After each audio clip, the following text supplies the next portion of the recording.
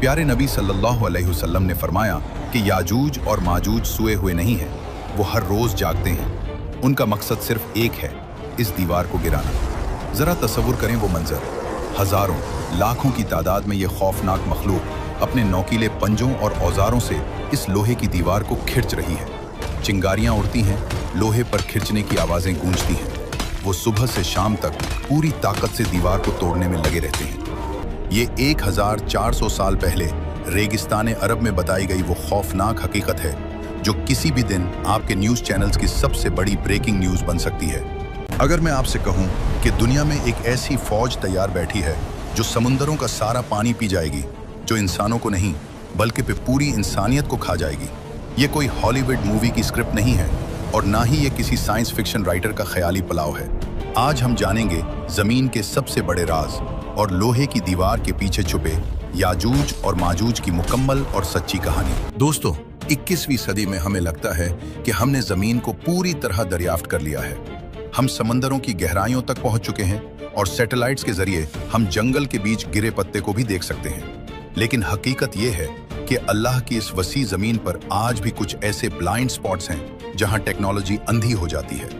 कुरान मजीद की सूरतुल कहफ हमें एक ऐसे ही पुरअसरार मकाम पर ले जाती है। तो पता चला कि ये लोग किसी आम दुश्मन से नहीं बल्कि एक ऐसी मखलूक से डर रहे हैं जो इंसानियत के दुश्मन है। उन्होंने कांपते हुए हाथों से उन दो पहाड़ों के दरमियान उस खुले रास्ते की तरफ इशारा किया और फरियाद की, ऐ जुल्करनैन, उन दो पहाड़ों के इस पार याजूज और माजूज रहते हैं।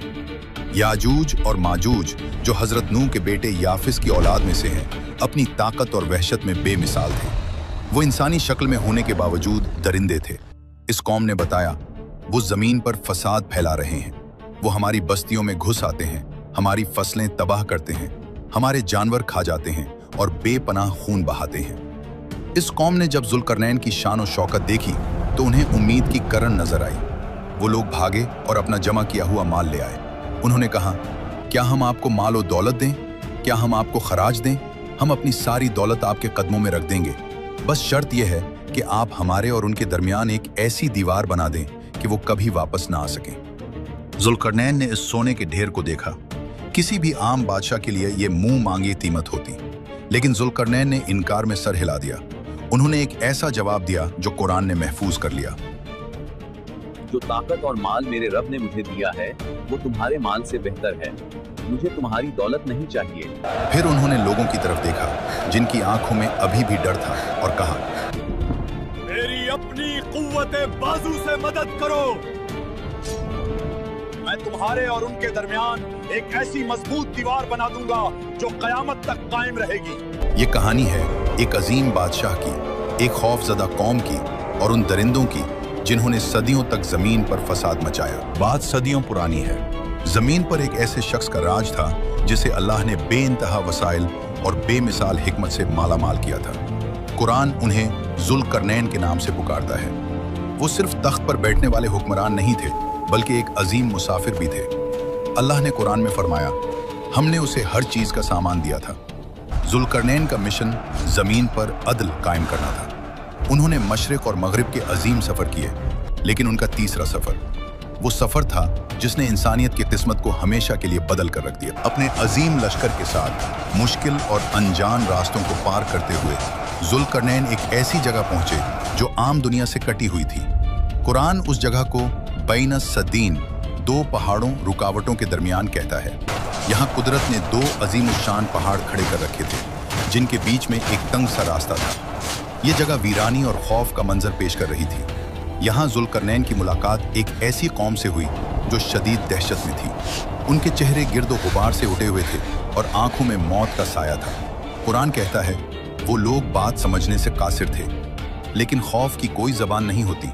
उनकी थरथराहट और उनके इशारे चीख चीख कर कह रहे थे कि वो किसी बड़ी मुसीबत में हैं। जब जुल्करनैन के तर्जुमानों ने बड़ी मुश्किल से उनसे राब्ता किया, जुल्करनैन जानते थे कि पत्थर की दीवार याजूज माजूज को नहीं रोक पाएगी।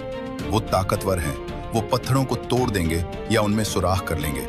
उन्हें एक ऐसा मटेरियल चाहिए था जो नाकाबिले शिकस्त हो। जुल्करनैन ने हुक्म दिया, लाओ मेरे पास लोहे के बड़े बड़े टुकड़े। हजारों मजदूरों ने दिन रात मेहनत की।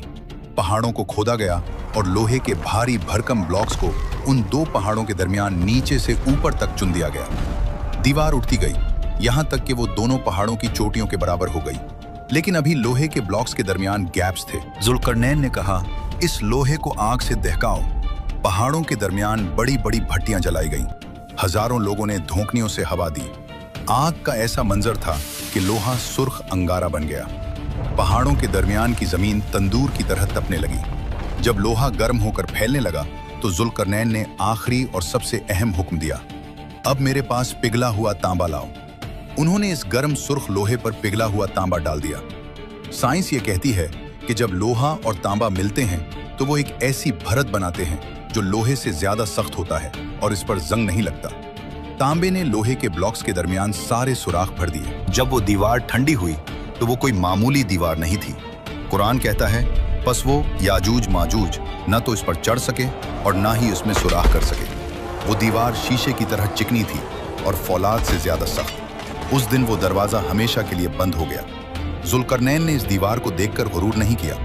उन्होंने आसमान की तरफ देखा और कहा, यह मेरे रब की तरफ से एक रहमत है। लेकिन फिर उन्होंने एक ऐसी बात कही जो आज तक फजा में गूंज रही है। लेकिन जब मेरे रब का वादा आएगा तो वो उसे रेजा रेजा कर देगा। और मेरे रब का वादा सच्चा है। दीवार बन गई, जुल्करनैन चले गए, वो कौम महफूज हो गई। लेकिन सवाल ये है, क्या वो हमेशा के लिए कैद हो गए? दीवार के उस पार क्या हो रहा है? क्या वो सो गए हैं? हदीस बताती है कि नहीं।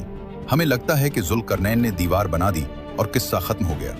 हम अपने घरों में चैन की नींद सोते हैं, लेकिन हकीकत यह है कि पिछले हजारों सालों से इस दीवार के पीछे एक जंग जारी है। एक ऐसी जंग जिसके बारे में दुनिया बेखबर है। प्यारे नबी सल्लल्लाहु अलैहि वसल्लम ने फरमाया कि याजूज और माजूज सोए हुए नहीं हैं, वो हर रोज जागते हैं। उनका मकसद सिर्फ एक है, इस दीवार को गिराना। जरा तसव्वुर करें वो मंजर। हजारों लाखों की तादाद में ये खौफनाक मखलूक अपने नौकीले पंजों और औजारों से इस लोहे की दीवार को खिंच रही है। चिंगारियां उड़ती हैं, लोहे पर खिंचने की आवाजें गूंजती हैं। वो सुबह से शाम तक पूरी ताकत से दीवार को तोड़ने में लगे रहते हैं। मेहनत करते करते शाम तक वो इस पॉइंट पर पहुंच जाते हैं कि उन्हें दीवार के पार से सूरज की हल्की सी किरण या रोशनी नजर आने लगती है। वो आजादी के बिल्कुल करीब होते हैं। दीवार बस टूटने ही वाली होती है। तब उनका सरदार कहता है, रुक जाओ, बहुत काम हो गया। बाकी जो बचा है वो कल सुबह आकर तोड़ेंगे और निकल जाएंगे। लेकिन वो सदियों से एक ही गलती करते आ रहे हैं। वो इंशाअल्लाह, अगर अल्लाह ने चाहा, कहना भूल जाते हैं। जब वो रात को सो जाते हैं तो अल्लाह की कुदरत हरकत में आती है। रातों रात वो टूटी हुई दीवार वापस जड़ जाती है। सुबह जब वो उठते हैं तो हैरान रह जाते हैं। दीवार पहले से भी ज्यादा मजबूत और सख्त हो चुकी होती है। सदियों से यही खेल चल रहा है, रोज खोदना, रोज इंशाअल्लाह भूलना और रोज अल्लाह का इस दीवार को वापस जोड़ देना। ये अल्लाह का निजाम है कि जब तक वक्त नहीं आएगा ये सैलाब रुका रहेगा। लेकिन दोस्तों, हर कैद की एक मुकर्ररा मुद्दत होती है। कोई जंजीर हमेशा कायम नहीं रहती। एक दिन आएगा जब दज्जाल का फितना खत्म हो चुका होगा। जमीन पर हजरत ईसा अलैहिस्सलाम का राज होगा। दुनिया अमन महसूस कर रही होगी। इसी शाम याजूज माजूज दीवार खोदेंगे। हमेशा की तरह रोशनी नजर आएगी। लेकिन उस दिन अल्लाह उनकी जबान पर एक लफ्ज जारी कर देगा। उनका सरदार कहेगा, चलो बाकी कल तोड़ेंगे इंशाअल्लाह। ये पहली बार होगा कि वो इंशाअल्लाह कहेंगे। अगली सुबह जब वो वापस आएंगे तो दीवार वैसी ही मिलेगी जैसी वो छोड़कर गए थे, टूटी हुई। वो एक आखिरी ठोकर मारेंगे और सदियों पुरानी वो अजीम लोहे की दीवार धड़ाम से नीचे आ गिरेगी। फिर जो मंजर होगा वो इंसानियत ने आज तक नहीं देखा। कुरान कहता है, वो हर ऊंचाई से फिसलते हुए नीचे उतरेंगे। वो किसी रेगुलर फौज की तरह डिसिप्लिन में नहीं आएंगे। वो पानी के सैलाब की तरह आएंगे।